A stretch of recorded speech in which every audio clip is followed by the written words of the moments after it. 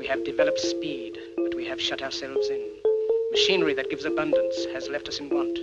We think too much and feel too little. More than machinery, we need humanity. We know the air is unfit to breathe and our food is unfit to eat, as if that's the way it's supposed to be. We know things are bad, worse than bad. They're crazy. Silence! The great and powerful Oz knows why you have come.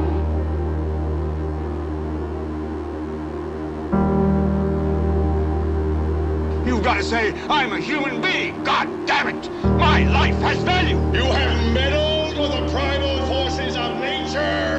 Don't give yourselves to brutes, men who despise you, enslave you, who regiment your lives, tell you what to do, what to think, or what to feel, who drill you, diet you, treat you like cattle, use you as cannon fodder.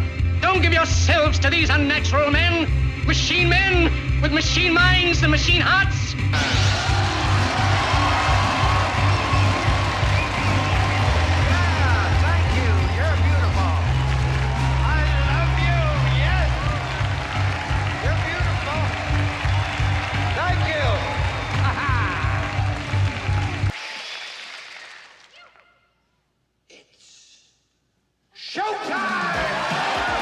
It's time to buckle up for making sense of the madness. And who loves you? And who do you love?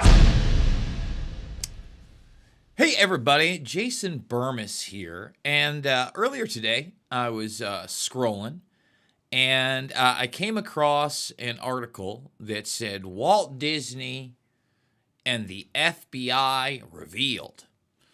Now, if you followed my work in the past, I've talked about the long and extensive history that Walt Disney has with the U.S. military and the intelligence agencies across the board. So I clicked on it, and honestly, the Daily Mail likes to do this sometimes. They'll recycle an old story. Maybe they saw something going mini viral on a social media post, and it hasn't been reported on in a while. For instance, I saw them re-reporting about the U.S. military putting out this really creepy psychological warfare ad a few years ago. So, I watched it. I'm like, wait, haven't I seen this before? And sure enough, it was 2022. So, essentially, with these FBI ties, which we're going to get into all of it because I think it's really important, it is contacts between the Federal Bureau of Investigation and Walt Disney communicating that he feels some of his animators are communists during the Cold War period. Now,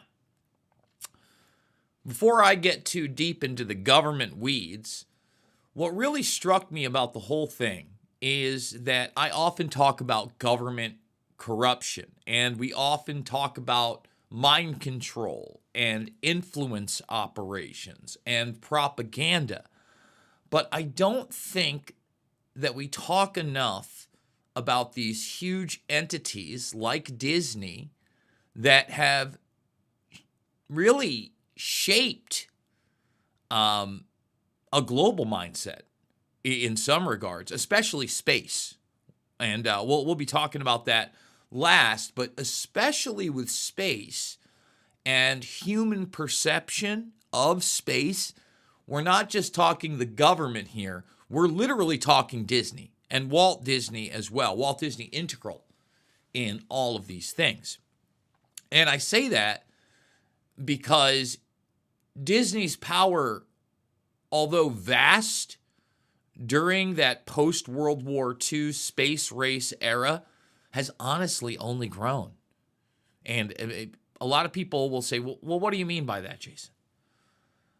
Well, when Walt Disney and the Mickey Mouse Club and those type of things were the biggest thing in mainline children's entertainment, there was still some competition.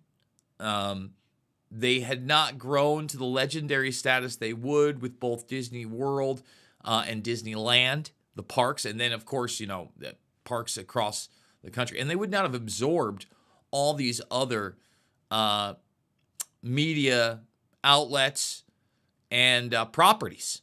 So it goes from Star Wars and Marvel. I mean, huge cinematic and comic book worlds, right? But into ABC, and I didn't realize this, actual parts of 20th Century Fox, ESPN, our sports, everything. But we're going to be hitting that because where is the line via this techno-fascism, if you will? Because I would argue that there's a good chance that post-World War I, in some regards, Disney may have continued working for the U.S. military, or if he did drop away, use those contacts later on to be gradually pushed into the Leviathan media status that they now have. And so much influence that even when they put stuff out that almost nobody watches, that flops, it's a blip on the radar.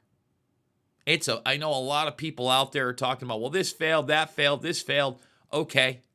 Blip on the radar just makes for more content in one of their 47 streaming services. You know what I'm saying? So, and remember, certain things get a new life later on. Just because they don't hit necessarily gigantic initially doesn't mean they might not go big later on. And I'm going to show some examples of that in the shaping of that mindset, especially when you get into the NASA and space portion of the program. So we're going to get into all of it. Let's thumbs it up, subscribe, share. Folks, can't do it without you. I hope everybody had a wonderful holiday. I had a nice little Thanksgiving with my family and friends. I hope that you did too. December, right around the corner. I'm in the middle of a snowstorm here. I can't do this without you. Believe me, we're trying to grow the YouTube. Lost some subscribers this week. Lost a bunch of X-followers this week. It is you guys, the Bermas Brigade, that make all of this possible. The newbies that come in and go, wow, why isn't this information being talked about more? Why isn't this guy bigger? To the old school people that have literally been somewhere with me over the last almost 20 years now, via documentary films, talk radio, the Info Warrior broadcast back in the day. So I want to thank you guys because, again, we could not, and I mean this, do it without you. I do want to thank Marigold Resources, marigoldresources.com for supporting the broadcast. And, of course, rcreader.com, the independent media operation right here in the Quad Cities. And speaking of media operations, so what companies does Disney own? To get into my rant and rave here. Well, you've got ESPN, Marvel Studios, National Geographic, which you could argue, shapes the Western vision of the rest of the world. You've got FX, 20th Century Fox. Of course, Hulu is there. It's part of that Disney bundle. Fox Music was unaware that they had. ABC News, Hollywood Records, Pixar still own that. Okay. ABC. And I'm sure there's, a dozen other things of significance that are not on that list. So they're huge, okay? And this is the story that really sparked it, okay? Walt Disney's secret work with the FBI revealed, okay? But again, a lot of this is reported on well over a decade ago. To legions of children across the world who grew up watching Disney films, he is the smiling, mustachioed animator that introduced youngsters to some of the world's most beloved characters. But many may not realize that Walt Disney was also a close confidant of the FBI and happily informed agents about the communists among his staff at the height of the Cold War. Now think about this too. Disney's in this large media operation. It's a different culture then. There's not internet. But these people probably, they're mostly in that entertainment world. Friends, it's keeping people in line during that time period on what the narrative is. According to reports, FBI Director J. Edgar Hoover sent Walt a letter in 1936, which led to the two striking up a friendship that would span across decades until Walt's death in 1966. So once again, as I'll get into a little bit more, Walt's in the U.S. military in World War I, pre-World War II, making a connection to the FBI, and heavily involved in World War II propaganda, which we're going to show you. I mean, not only just World War II propaganda, but they did actual insignia work for soldiers to wear Disney badges. Okay, so where is that line between the government and a private company? Between entertainment and military propaganda? It's a great question.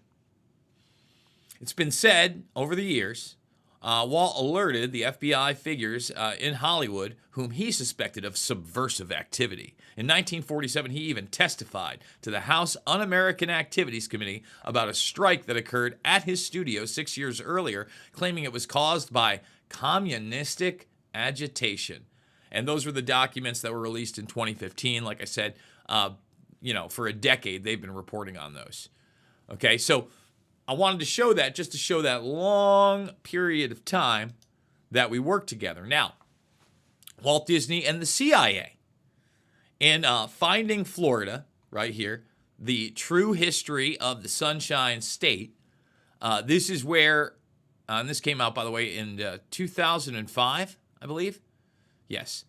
He basically said, I'll just read this. In 2005, the then chief of Florida's Bureau of Fair Rides Inspection summed up the impunity with which Disney World operates when he admitted, "We don't have the authority to close the park down or close the rides. The allegations have been made in a new book, Finding Florida, The True History of the Sunshine State, by investigative journalist Timothy Ullman. Best known for his work, The CIA's Secret War in Laos, and interviews with world figures and foreign correspondents for Vanity Fair. Altman has now turned his attention closer to home with this expose of Florida's murky past." So, again, this is a journalist you don't hear about, but said, look, without the CIA and Wild Bill Donovan, okay, there he is, Wild Bill, real good guy, apparently. He claims that Walt Disney conspired with Wild Bill Donovan, the so-called father of the CIA, to establish a state within a state where he could control the overall development of Disney World. Donovan, a founding partner of the New York law firm Donovan, Leisure, Newton, and Irvine, whose attorneys included future CIA Director William Casey, provided lawyers to help Disney distract attention from its plans, says Altman. These attorneys, it is claimed, provided fake identities for Disney agents, set up a secret communication center, and organized a disinformation campaign to make sure sellers had no idea who was buying their property. This was to get the initial Disney World down in Florida, because no one wanted to sell that much of land, and they got it for dirt cheap, by the way. Okay? In this way, Disney was, from the mid-'60s, able to snap up 40 square miles of land in the Sunshine State for a knockdown price of less than $200 an acre. Boom. Boom. So we got FBI, we got CIA, and like I said, I mean, Walt Disney and the First World War, this is their own page. You know, this talks about that relationship, long-standing, with Walt Disney right here. Okay. And, he joined as a kid, basically. Take a look. Little guy. And then we can get into World War II and Walt Disney Studios. Now, I don't want to get a copyright strike, so we're not going to, we're not going to play any of the music here, but you can go online. And also becoming a... See?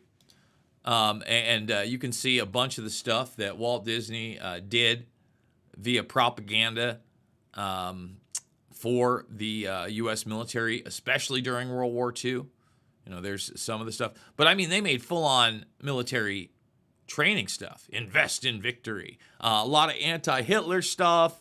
Hitler with, literal, demon teeth. The whole nine. Okay? And as I was telling you before...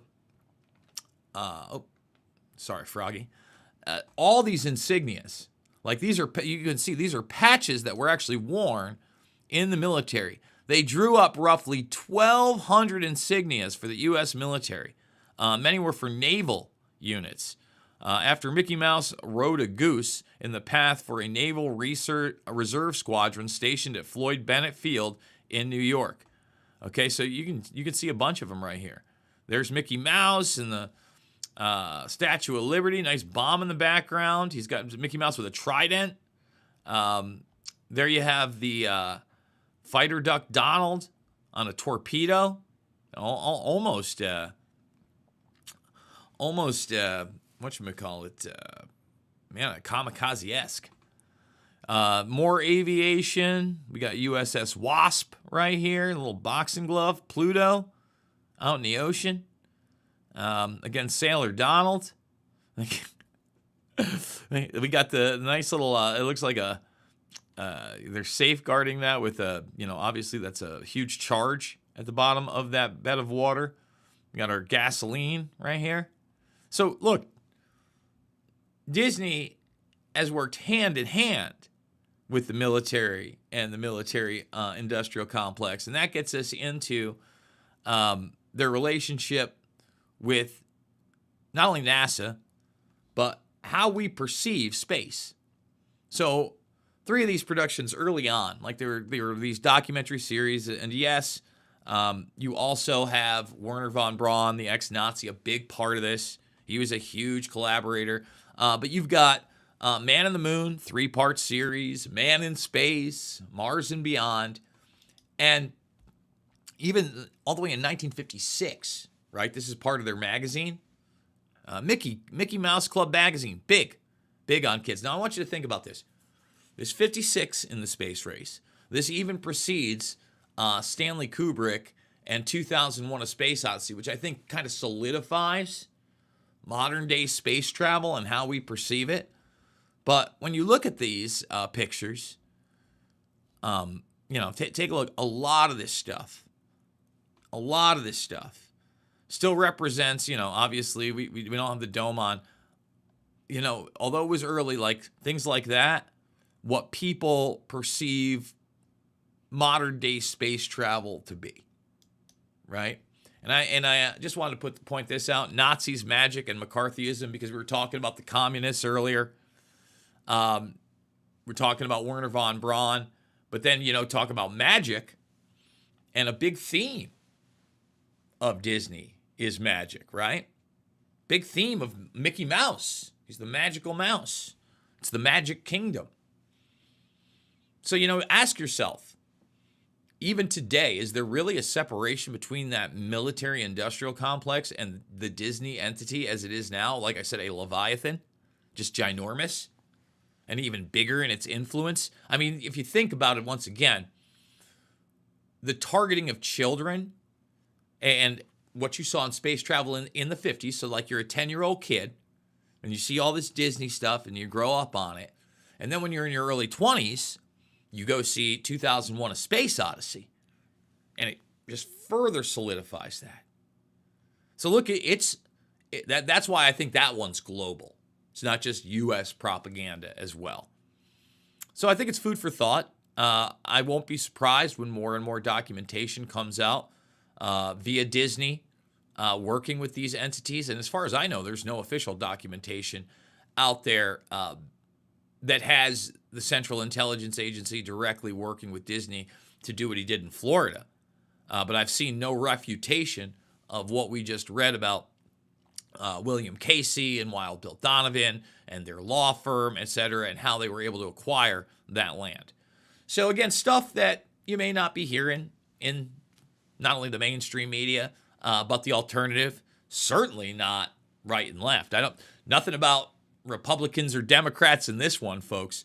So if you like that sort of thing, if you want to support that sort of thing, I need you now more than ever. First of all, thumbs it up, subscribe, share, ring that bell if you are watching over on YouTube, and then consider making that donation. $5, $10, $15, it means the world to me. Really big donors. You keep me alive. There is a PayPal down below if you'd like to use that. I can't thank those enough that do that. Once again, without any doubt about it, okay? The things we discuss here, they are about right and wrong. They are about the nature of reality and the reality that we live in. They're not out there to divide, okay? And they're not about left or right, period. Thank you for joining me. I love you guys, and I will see you all on the flip side.